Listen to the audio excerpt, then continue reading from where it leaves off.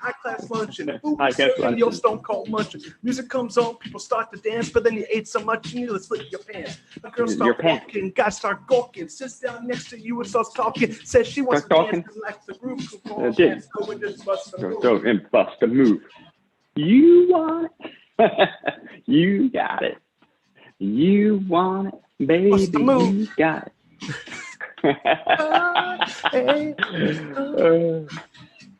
Hey, welcome. What up, dude? I love it. I love it. John, it. No. That was a way to start the morning, Monday morning. Dude, how else can you start it, my brother? Well, guys, welcome to the Greatness Machine. I'm your host, Darius Mirshahzadeh, and we have the one and only John Olson, who I will only be calling John O for the rest of the show. So, my man, John O, I love you. Thank you for joining us. Thanks for having me, Darius. And can I call you Big D? Dude, yeah, dude. Nicknames are all about love. I know. Dude, so before we get started, though, I do want to do some housekeeping. Guys, the format of the show is quite simple. We're bringing together change makers who are living their passions to create greatness in the world. And my main man, John O, is neither short of greatness nor passion. So we're going to be having a really interesting conversation today. A couple of things to know about live streaming. First of all, we're live. Secondly, I have my team on standby. Third, start a watch party. If you're on Facebook, start watch parties, especially if you're in tech or if you're in the founders and startup community. There's some really, really interesting stuff we're going to be talking about today. And John O is an expert at many, many things around M&A, raising capital, the world of tech, Silicon Valley. I don't want to spoil it because we'll probably be talking about dance parties for half of this show. But besides that, we will be talking about some cool business stuff. And John is just, dude, you're a stud, bro. So I can't wait to get into it. But before we go there, I do want to give my little bio of you. Is that cool? Oh, yeah, sure. So I wrote this. I wrote, John O is one of the premier M&A attorneys in the Silicon Valley. But to me, he's just John O. He's a partner at Gunderson, killing it in the world of tech. I just want to grab a beer with him, eat some sushi, and reminisce about late night dance parties in the Mission in San Francisco in the early 2000s. So, I'm with you. Darius. That's what I'd like to do too. Yeah. How you doing, bro? I'm good. It's been a crazy time, like for everyone. It's this weird thing that all these people you talk to, you read about how they're picking up new hobbies, they're learning how to crochet, they're tending to their plants, and here I'm stuck at home working because for some reason tech and tech deals and M&A and things like that, it's still going, and that's kind of the weird thing about it. So yeah, it's like I'm doing kind of the same sort of stuff, but just like right here in this seat on Zoom. So it's been an interesting ride. Yeah, so I want to. So first of all, I just want to say a few things. So John O and I met in probably 2001, and I was on my way into San Francisco, and you were on your way out. You were going to a graduate program at Johns Hopkins, if I'm correct. You got it. Yeah. And so you were going to get, what was it, a PhD or master's in, was it poli-sci, political science, or what? Do I got that right? You got it right. I ended up with the master's, but I was on the way to PhD, and then I pivoted after that. So you did that, and then somewhere along the lines, you're like, I'm just going to go to law school, right? Yeah. And so you went to law school. Was it Northwestern? Is that, am I? You got it right. Yep. Yeah, I got a weird memory. I remember weird shit. And so you go to law school. I know you come from a family of attorneys based out of Ohio. Grew up watching some badass attorneys do some lawyering, and then you get into it. You moved to Paris, right? If I'm correct. Yeah. And what's funny is, so I was friends with your wife. I think before you guys were actually. I think it was your wife, Joy, was in San Francisco, and we were all in this, like, I'm just gonna say it, we were like a party group. We'd all go out. I mean, dude, we're like 22, 23 years old. So we would all go out and we go dancing all the time. Like that was like, and this is like the late night crew. Like I watched more sunrises from 2001 to by 2004 than is probably legal in some countries. Um, Yep. So you guys met, and then you guys ended up moving to Paris, and then you guys came back and were in New York for a bit, and then you settled up in San Francisco. Do I got all that right? Yeah, that's right. Yeah. So all interesting spots, although we came back to San Francisco because, that's where my wife and I met, and, you were there. And so we said, we got to get back to Darius. So really that's what it was. Back to D, dude. Yeah. And then I bailed on you guys. I moved to Austin, but you did. Sorry. So all good things must come to an end at some point. But the reason I wanted to go there is like, dude, you've lived a lot of lives already. You got some beautiful kids, beautiful wife, you're living in the city. And I remember when you first moved back to the city, and this is where I'm going with this whole story is, dude, I'm a pretty hard worker. Like I work more than I should. And I was like, Jono works more than I do. Like you were, I think Wilson, were you at Wilson Sonsini then? Is that right? I was, yeah. Yeah, so you're at Wilson, like just like it'd be like, where's Jono had to go to the office like Sundays, right? Like a Sunday because you're putting together these tech deals. And so I remember watching that, and I said something to Mariah. I'm like, I think Jono works more than anyone I know, and I doubt if that's still the case, but like I know when you're getting started, especially in that world, and when you're doing deals, and I've been on the other side of the deal, right? I've been on the sell side and buy side of deals, where I'm not the attorney, but I'm the client. And dude, when you're in the middle of a deal, man, like time does not stand still for anybody, right? So that's the real issue. So you came back to the city, you're working on these deals, and now, like, dude, you've really moved your way up in the world, and you're kicking ass and taking names. And so I feel like one of the reasons why I asked you to be on the show is I'm like, dude, tech is driving the world right now, and there's a lot of amazing things happening. Especially you're at the epicenter of it in San Francisco, in the Bay Area, Silicon Valley. And so when you look even like, let's say the NASDAQ right now, dude, these like right now because of COVID, I even think it's pushed it even farther because it's forced changes in behavior that's driven more digital behavior than there was before. And so my question for you, because I've been talking for like 7 minutes straight, is, dude, what is it that like, what are you, big picture from your seat, what are you seeing that maybe is either A, surprising to you, or B, maybe you didn't realize before COVID that you're seeing now in your world?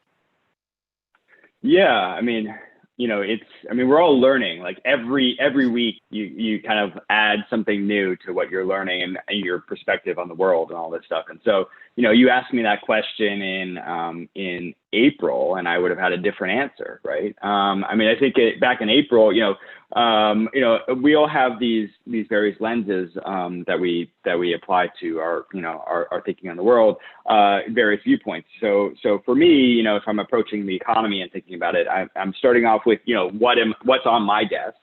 And then I'm saying, okay, well, what's happening with M&A in general, or with tech M&A? What's happening in the tech world, the VC backed tech world in Silicon Valley and broader. I guess back in April, I was thinking to myself, well, what's going to happen is you're going to see a lot of companies going under very, very quickly. They're going to start running out of cash. And you did see, some smaller companies starting to run out of cash, but and you saw a big run for all the PPP loans, and then a backing off of that. So like all these tech startups said, yeah, we give us that that federal money, and then everyone said, hey, wait a second, maybe it's not really appropriate for us to take. And so there was this, whole about face. And then, there's this expectation that I had was, okay, we're going to see a lot of M&A activity. We're going to see a lot of companies gobbling up smaller companies that are in distress.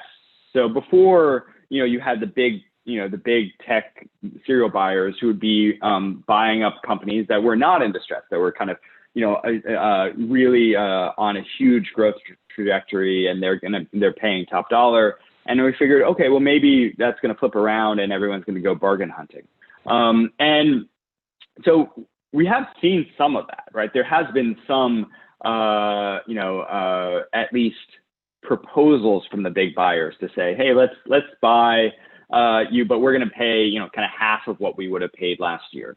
But I haven't seen sellers really bite on that. And so it's, and we haven't really also seen, that good companies, at least good, that are still in the growth phase, they're still kind of VC backed, that aren't at the, huge, decacorn valuations, that are they're still surviving. They're still raising capital. They're still raising capital in the VC markets. There's a lot of money in the VC markets that are there to deploy. And so it just, I just thought I would see a bunch more fire sales. Now we are seeing some where it's, the VCs are saying, hey, you know what, guys, like your business isn't really going to be sustainable long term. It's not really going to, we tried, and growth is coming to, is plateauing. Maybe it's time for you to figure out a soft exit. But we've always seen that. So and it doesn't seem like there's dramatically more of that now than there was before. So it's a weird thing where environment where it's more normal than I would have expected. But with some weird kind of offshoots and different new things. And don't get me started on SPACs. So I talk for a while on that stuff too. But yeah, I'm somewhat familiar with SPACs. So that, like, Virgin did a SPAC, right? Yeah. And I don't know if I was talking to my ex-business partner about this. So I don't think Quicken Loans did a SPAC. I think they just did a straight up IPO in like straight up IPO.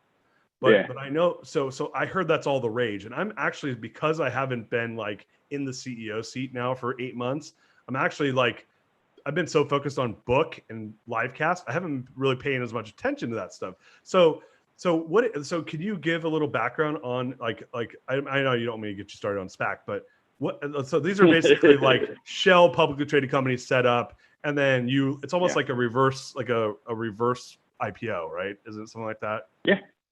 Yeah. I mean, that's exactly what it is. It's somewhat of a bizarre financial product, but basically the idea was, hey, rather than take a real company IPO, we're going to raise a pool of capital. We're going to get, unlike, kind of VC or PE or, those sorts of markets, it's not capital commitments, it's actual capital. So people putting in cash into a trust fund, and they take that pool of capital and they go public with it. It doesn't have a business. The business is to go and find a merger partner. And then they have a couple of years to go find a partner. And really the only assets they have are this pool of cash and their public listing. And then they find a good candidate, usually a unicorn target, and they essentially, what happens is they do it's more or less a minority investment. Because it's all stock. And so the SPAC normally will take like 20% of the overall business. And at the end of the day, you kind of put these two together, you merge them together, and you end up with a public company that has a real operations, has stockholders, has this, pool of capital. So it's a fundraise. So in many ways, it looks, after the dust clears, it looks like an IPO.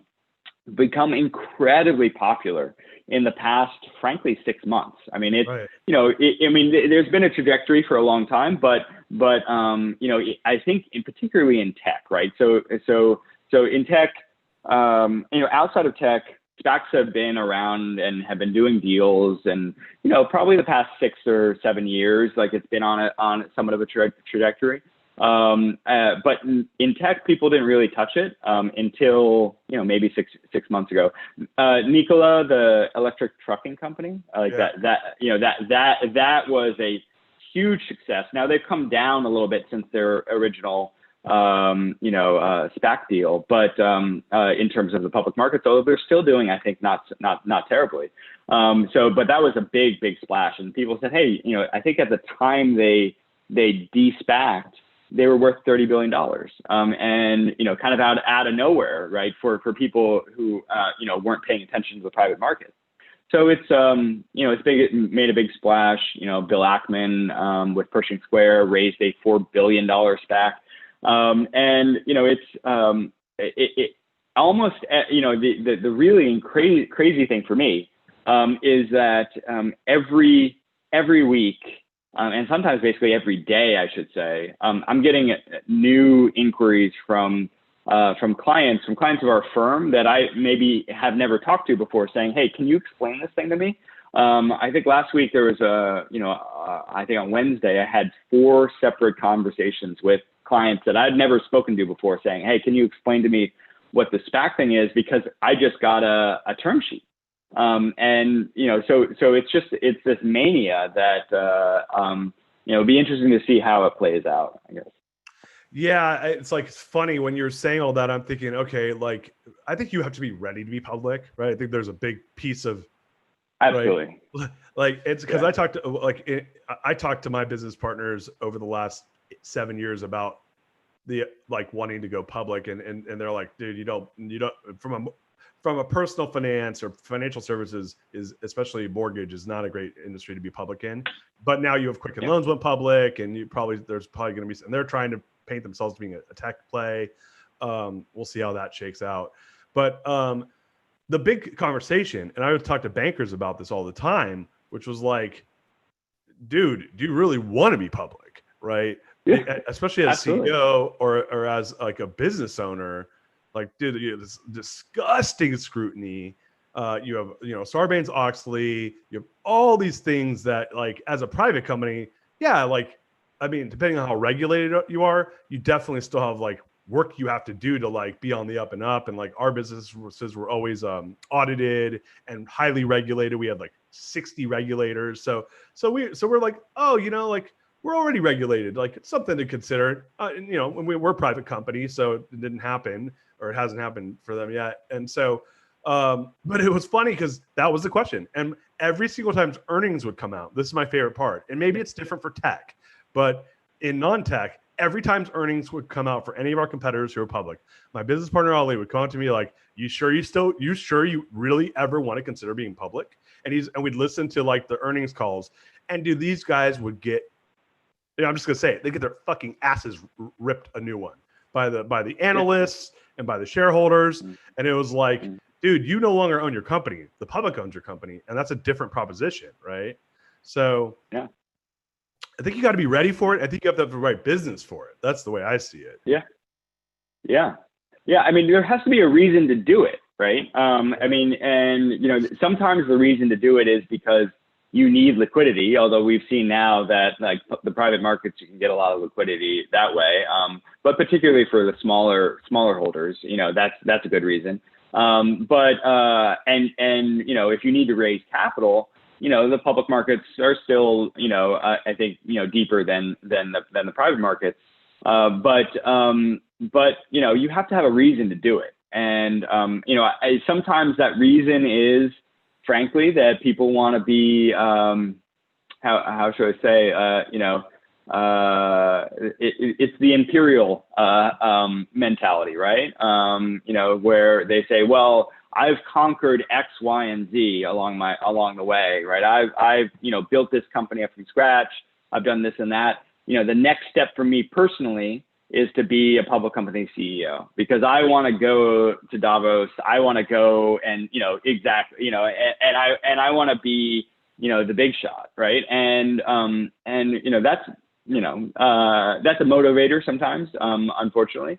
You know, obviously, you know, not a great one for the business. And I think that a lot of times then people will cross that over and then say, hey, wait, did I really want this? Like, is this really, you know, I thought I did, and then they ended up not. So anyway, it's a weird thing. Now, sometimes there are some businesses that it's better to be public, right? Like, for the business itself. There are some geographies where if you're selling in that geography, you get more credibility as a public company. Like you're gonna get better credit. Your customers are gonna say, yeah, okay, I feel like this company is solid enough that they're not gonna go away. I'm gonna invest in the relationship. That I think is a compelling reason to go public because it's better for the business. But otherwise, you have to kind of think to yourself, do I need the liquidity? Do I need the capital? And sometimes the answer to both of those is yes, but you have to think about that, not just like, oh, I want to have the mantle of being public. Yeah, well, and that's probably the absolute worst reason to go public is because you just want to be you want to say you went public. So it's funny is I've seen this happen. And again, my industry is an interesting industry because it's mortgage REITs and mortgage companies get their fucking asses kicked 75% of the time in the public markets. Yeah. And then there's these like windows, like you can't even launch REITs, public REITs in the mortgage space 80% of the time because like you get crushed by doing it. The market's like frozen or closed down. And then there'll be these openings where like you'll see 8 of them go public. And then they'll get shut down again. And so I know this is different than tech. And same on the mortgage side. So 2013 was the last time you saw a bunch of companies go public in our space. And then it's happening again right now, but because of the Quicken, the Rocket companies going public a couple weeks ago. And so it's funny, I'll watch and then I'll go talk to the bankers and they're like, nope, doesn't make sense. This, that, and the other. You have to have a reason to your point.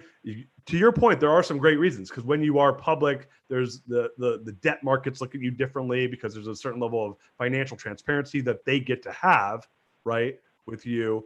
And so there is reasons, but I found all too often, I think this is part of the dilemma of dealing with founders who are CEOs is there's so much ego in like the baby that they birthed in the business. And they're not necessarily thinking about this from a shareholder stakeholder standpoint. They're thinking about this from an ego standpoint. And like when I was 12, I always said I was going to ring the bell at the NASDAQ, Yep. And I'm like, yep. And dude, I'm telling you, this is coming from someone that's actually thought these thoughts. Right.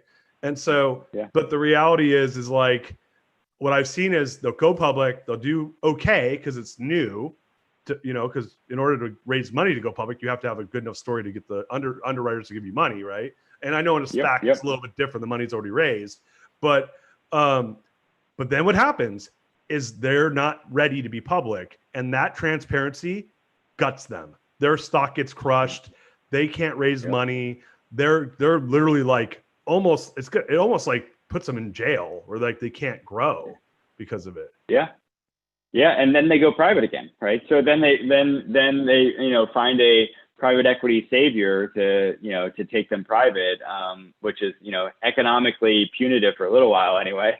So and then you try to rebuild privately, but of course then once you get on that track, then you'll be private for 3 to 5 years, and then the private equity sponsors are going to want to take you public again. So I agree. It's you really have to, and that's actually one of the number one message that I give when one of our clients says, "Hey, I want to do a SPAC," or "I just got this LOI, I want to do a SPAC." I said, "Well, are you ready to be public? Like, is that this is an alternative mechanism to do it." And there are pros and cons between doing that versus a traditional IPO. But the first question is, are you ready from a business perspective? Are you ready to be public? Are you ready from a systems perspective, right? And do you have the personnel? Are you going to be able to give forecasts around your earnings and, be able to plan out, ahead of time and have a good understanding of how the year is going to play out. And those are all challenges that not a lot of private companies are ready to face. Especially if you're coming from, depending on where they're at. My guess is these are guys that are like Series D, Series E, somewhere around there where they've raised a few rounds and they've kind of gotten their shit together. But hey, we got a question that just came in. What can a business do to increase to increase transparency before going public? Good question. I guess the question is transparency to whom, right? So there is the, transparency to stakeholders broadly. There's transparency to shareholders, and then there's, transparency within the within the managerial organization, right? Making sure that information flows up to, the CEO and the C-suite and then down. And so I think those are all different questions. I think that, maybe taking the last one first, I think it's culture and a lot of culture and systems, right? Trying to figure out ways that you can make it so that the information flows from the bottom up, through reporting, through a culture of encouraging people to raise questions and raise difficult questions, and then also getting I guess the quid pro quo to that is, someone from the C-suite thinking about, how do they communicate to the employees about how the business is doing, about how their contribution is contributing to the business. So I don't know, Darius, do you have thoughts on that? I mean, I know that you've spent a lot of time thinking about it. Yeah, no, I think it's the right answer. Because so number one, I think that when you do go public, there's forced transparency, right? So it's it's like going to get a double colonoscopy and endoscopy. They take you on both sides and they just make sure you're clean. So yeah, I think that the public markets demand transparency. And when they don't, you have places like Enron that blow up, right? So I don't even think you have an option not to be transparent because of the regulation involved with being public. But I do think the better. So I think from a technical standpoint of the markets, that's taken care of in the process. I think to your point, it's how do you handle it culturally with your partners? And so I have a friend who's one of the head of sales at Big Commerce. They just went public, I think, last week. And so, it's tough, right? If you're in the C-suite and you're putting together deals, there's something to be said around, is it worth people's knowledge to know? Does the team really need to know, right? Because it becomes a distraction, right, for everybody. And so I think that there's something about, and I had a guy on my show last week, Peter Kozlodoy, who wrote a book about honesty. And he's like, look, like there's a certain point where being honest is bad, which is like, am I actually creating damage by being honest? So what's the value of the honesty? Honesty is the best policy when there's a purpose for it, right? It's not to say that dishonesty is the alternative. It's just like there's a time and place where people need to know. And I think transparency is around making sure people need to know things when they need to know it so that they can be positioned to handle things better, right?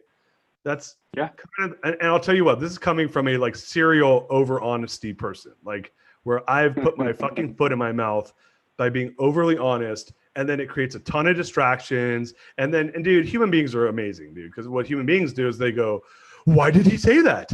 Oh, and then they start creating crazy stories. Like, I'm like, hey, the sky's blue. Did he say the sky's blue because it's going to turn black? No, dude. I said the sky's blue because it's fucking blue. Did he say it's blue because I'm going to lose my job? Like, so people start, did he say it's blue because they're going to like buy another business and then I'm going to lose my job because they're going to like displace me? Dude, people come up with the craziest shit. So then what I learned was like, fuck it, I'm not telling anyone what the color of the sky is until there's a reason to tell them what the color of the sky is. And I would say, look, as a lawyer, our first instinct is always keep things confidential unless you're told that you have to otherwise. But I think the real rule of thumb should be, especially for companies that are on the trajectory, they're private, they're thinking about going public, et cetera. Start to think about, this information isn't necessarily, shared with everyone, but what if it were? What if we had to stand up and defend what we've put in place here? And if you feel like you can defend it, you're in a good spot.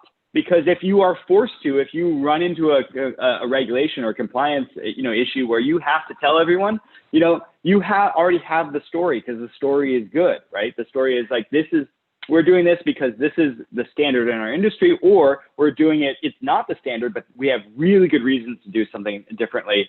And here it is. Now you look at what happened with WeWork and Adam Neumann, right? It's a classic example of someone who didn't do that, right? Or I should say a board that, was asleep and, didn't, rein this in. I mean, what happened to them, quite frankly, is that they ran into the SEC regulations, and the lawyers who said, hey, you have to tell everyone about all of the crazy things that WeWork is doing for you, Adam, personally. And all the things that, buying you houses and, and all this stuff. And it's like, and you think to yourself, like, whoever thought that was okay, right? And so it wasn't, it's not a question of like the transparency. It's a question of, they didn't manage, with an eye to making sure that when they went public, or when they had to explain their decisions, they had a rationale for them. Well, right, and so I think that's a great example, right? And I mean, Uber kind of had some of those issues too, a little bit when Travis was CEO, but it's like, and his was not around like fraudulent or like non-fiduciary behavior, right? I mean, like, dude, if you're taking money from people, you do have a fiduciary responsibility to them, right? Especially as a shareholder. And so like, dude, him like flying, smoking weed on private jets and buying buildings and houses and stuff, like, dude, I have nothing against any of that. Go smoke as much weed as you want on it in your private jet. Just don't do it with a fiduciary responsibility in hand, right? You can't have it both ways, man. You can't take people's money and then not be a fiduciary. That's like the role as a CEO and, board member. So he fucked up and, I mean, I guess kind of paid the price. He still made a crazy amount of money, Yeah, well, now they're in litigation. I mean, he still made, no matter what, he made a crazy amount of money, but they're in litigation, right? So yeah, I'm sure he'll backed out on that. He'll be okay. I'm guessing he's going to be all right. I think you're right. A little bit. I think you're right. He won't be as big of a billionaire, Oh, girl, I'm only worth 800 mil. So let me I want to ask you a question, because this has been on my mind with what I'm seeing. The NASDAQ's going crazy. All these companies are going public right now. It's, to be in tech, it's like, dude, it's good to be in tech, right? And so, but here's the but, and because I'm watching this and I'm like, dude, I'm now 42. I've been watching the markets now for 23 years, like daily. And I'm like, is this real, right? I mean, at a certain point, these valuations have to hold up. And then when you start looking at, okay, let's say consumer behavior shifting online more so than it was before. I agree with that. Like, I'm on Zoom. I've been on Zoom for a long time, so my behaviors haven't changed as much. But now everyone's like, this Zoom thing's cool. I'm like, dude, I've been on Zoom for 4 years. What are you talking about? And they're like, no, I guess everyone wasn't on Zoom, right? So we're shifting to more digital behavior by force because of the, stay at home and all that stuff. But when you look at valuations and when you look at mania around where money's going, because it's going away from analog and going into digital, and you're on the deal flow side of this, my concern right now is, this is all great, but I don't know about you, dude, but I'm driving around and like, there's a lot less shit going on, like economically. Yeah. That's just a fact. And people's paychecks just got cut from 600 if they're not working, and unemployment's at 20% or whatever. So I'm like, none of this makes sense to me, dude. Like, unemployment's at 20%. I drive around, everywhere more or less is empty. Like, I heard a stat from Yelp yesterday that 60% of restaurants are never coming back online. Tons of small businesses getting crushed this way. And I'm like, and so at the end of the day, there is, and GDP's, I'll just end on this. If GDP goes from 22 billion to 17 billion, we got 5 billion less GDP to play with, right? Mm-hmm. So I don't give a shit if you're tech or not. That's 20 to 25% less money going into the economy. It's not that it's shifting there and staying there. There's less money that's going to get spent. So how do they support these valuations or these deal flows? And like I just have a little bit of like March 2000 in my stomach right now. So like that's what brought you to San Francisco, right? I was like, no, yeah, I was there. I was working at egreetings.com in March 2000. Yeah, that's right. They had 200 employees. They had just had a, $150,000 launch party, which was great, by the way, oysters and champagne. And, I was this 22-year-old kid, 23-year-old kid, and it was great. Right on New Montgomery, but yeah, it does feel like 1999 in some ways, which is weird, right? Why should it feel like 1999 when we're in the middle of this pandemic? Particularly with the SPAC stuff, right? Like, everyone's trying to go public in some different way, right? And they're rushing to the public markets. Let's do it because maybe everyone feels like it's musical chairs, and the music is going to stop, and it's better to have crossed the threshold to get on a chair, even if like everything else it isn't so great. Like at least you've made it across. I don't necessarily know whether or not the public markets are a safer place to ride out a crazy shitstorm, or it's better to stay private. But anyway, that it does feel that way. So I think there is a couple, the way I kind of look at it is that there's a couple of things going on here. One is that, there's a tech versus non-tech, which is something that, you raise, and I'll get to that in a second. But I think that as a broader market, perspective, yeah, the Nasdaq's doing great. The NYSE hasn't dropped 20%. I mean, things are, right, the broader economy, the broader stock market, there is a disconnect with the broader economy too, right? And we see this sometimes where the stock market is doing something, the economy is doing something else. I think that part of it is monetary policy. I think that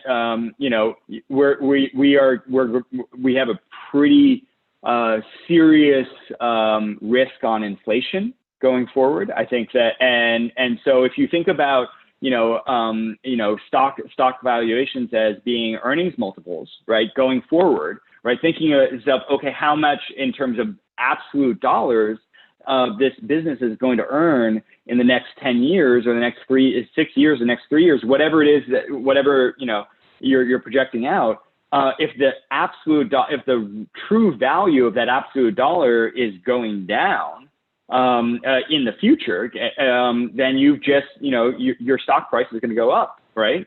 But because it's pricing in future inflation. So that's the worry that I have, is that we might go into a hyperinflationary period. I'm not an economist. I don't know. I'm just talking out of my ass there, but it's a possibility, right? And so that's, I think, one compelling explanation for the broader market. Then you talk about now once you get past that, because I think that's the real that's probably the real story that doesn't get enough attention, or at least not enough attention in the folks that I talk to. But then there's a tech versus non-tech. Tech versus non-tech, I do think that there is a real reason for the divergence. Part of which is that the tech economy, particularly in the private markets, but as we move into the public markets for kind of young and growing companies, a lot of what their investors are paying for is the future. They're paying for what's going to happen, what is the world going to look like in 5 years, not what the world is going to look like in 3 months, right? And so the traditional public company, you're looking at quarterly, hey, what are earnings going to be like in one quarter? But I think that in tech, investors, especially in the private markets, but also to some extent in the public markets, are saying to themselves, the story is, what does this business, what does this industry look like in 5 years? So in that case, we're already through COVID. You're already thinking to yourself, okay, has the pandemic changed?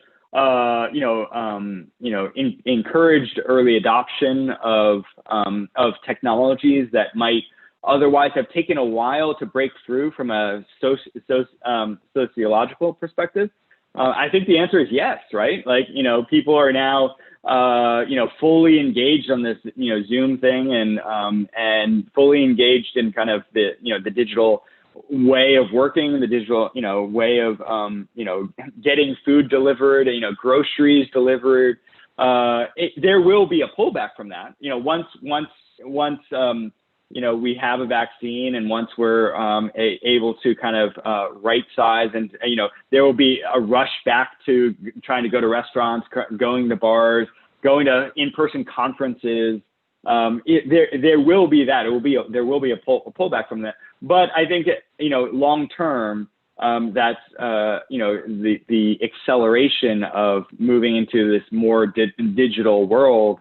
You have that, and so I think there is a compelling reason for tech to be doing a little bit better than the non-tech world, because of the fact that it has always been, at least in the past 20 years, everyone has always been trying to predict where will things be, not in the next quarter, but in 5 years from now. Yeah, so it's interesting is when you were saying all that, I was thinking, well, these already have crazy multiples because they're pricing in future adoption, right? And now we're like, now they've went up another 30% because there's like more quicker future adoption. So part of me is like, then you can't have that like 100x PE ratio, and now it's 200x PE ratio. I'm like there's something around that where, and I don't know the PE ratios of these companies to make that claim, but I'm like, isn't that already priced in though, to a certain extent? Not all of it. The quickness of adoption isn't. That just means that they're actually going to make money sooner. But anyway, that's one thing that comes to mind. And I agree with you. Monetary policy, dude, like the Fed just printed, $10 trillion worth of money to float the economy, or whatever that number is. And that just got injected in. But I'm like, yeah, but the other side of that's, we got 30 trillion of debt. like the balance sheet just got totally fucked. Right. So then to your point, I go, well, let's look at S&P. S&P's near its highs. None of it makes, I understand in the short term what's happening, but at the end of the day, I think we're taking a leg down in the economy, and everyone's getting, I think the traders are making money, and I think Main Street's going to get their freaking head slammed with a baseball bat in the next 12 to 24 months, unless there's some corrections, or unless things do, unless we get surprised by this disease, which I haven't been surprised so far. You're a Johns Hopkins guy, and I was following the guys who manage disease control at Johns Hopkins back in March, and they're like 0.6% death rate. That was the head of epidemiology at Johns Hopkins was saying that. And I'm like, that number's looking like it's about right, like give or take, unless you're like a firm believer in Trump hoax bullshit, which I'm clearly not. And if that's the case, then this is way less of it than the seasonal flu is way worse than COVID. For those of you guys that don't know, seasonal flu is way worse than COVID. Just telling you, I read it on Facebook this weekend. I got into like a Facebook war with these folks. It was a tax preparer and a former employee of mine, and they told me they were owning me because they were taking the death rate, the 162,000 deaths, and dividing it by the number of people that took a test. And it becomes out they weren't like, so they were including negative test results in their fraction. And I'm like, so the denominator got way bigger. And I'm like, but they weren't infected. Right. So half our country here, whoever the next president is, I don't give a fuck who you are. Let's double down on math. I'm just saying. Anyway, we need to do something there. So, hey, dude, we're running low on time. I wanted to just like end on two things. Number one is, from your seat, how do you see, like, if you had to take a guesstimate of what the next 12 months look like, and where you see like if you're like trying to plan your world around that, like, what are you thinking? What do you think is going to happen? Oh man, I mean that is a tough one because you know what my expectations are is that I'm going to be surprised. I fully expect a surprise, or maybe two. So that's that's the message. You know, I think that we're going the impact to the economy of COVID, for example. I think that's going to be sustained and longer than I think most people expect. I think that we're going to see the music stop a little bit in the public markets, right? I think that the public markets are going to stop what they're doing. They're going to stop that trajectory. I don't know what's going to happen. I don't know if it's going to be a crash or it's going to be a plateau, but I don't see, this tear continuing. So I think those are the two things that I would say. And then my last question for you is, it's your last day on earth. You've already done all the hugs and kisses and loving with the family, and you're going to go out for one last dance party. Where are you going? And who am I going with? Who are you going with?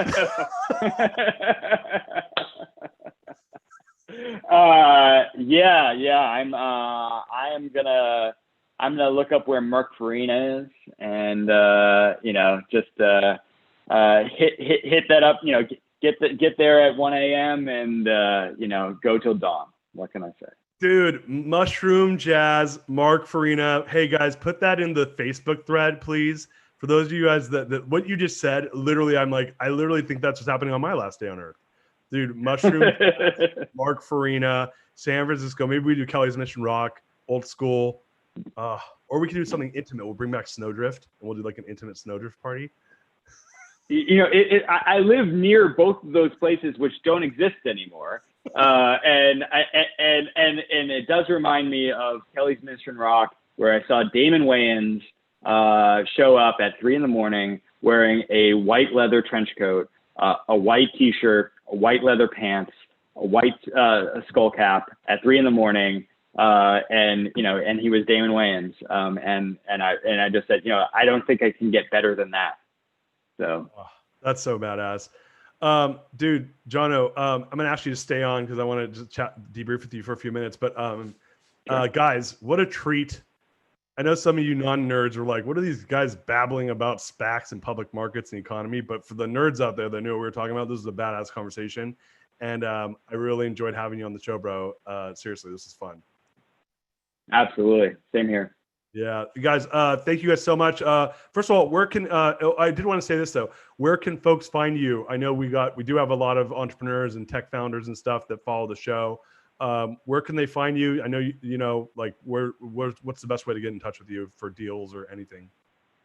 Sure. So our website is gunder.com, GUNDER.com. John Olson. You can just right there on the web. Really easy to find me, my bio, and my contact information. Yeah, guys, please reach out to Jono, especially all you tech folks or deal people. Jono's the man. I mean, like legitimate the man. And in the world of lawyering, I have a painting done by Dave Eggers. Did I tell you about this? Dave Eggers, right? Yeah. So so during like the crisis, he painted a bunch of he did this whole series of paintings with animals, and I have it hanging. It used to be in my office, but it's in my living room now. And it's a picture of a cassowary with blood on his feet, and it's standing there, and it says, "Let's ask the lawyers." And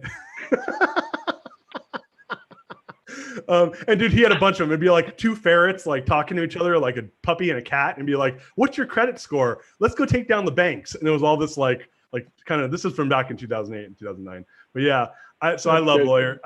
There's a lot of lawyering that happens in the world, but you're a great one, man, and you're a star, and so people need to connect with you if they're lucky enough to. So thanks a lot, bro. Appreciate it. No, thank you, Darius. Guys, join me. I'm actually doing a live stream after this with Super Bowl champion Jimmy Ferris live on Facebook. He invited me to be on his show, so come check me out on there. If you're not following us, follow us on Facebook at The Real Darius M for more of these shows. We got a lot of cool shows coming up. Love kicking off the week with my boy Jono, or go to YouTube and follow us on there at The Greatness Machine. Subscribe, follow the show. We got a lot coming up. Book is happening. Book launch is happening September 15th. So we're gearing up for that. And dude, Jono, what a treat, brother. I love you. Peace.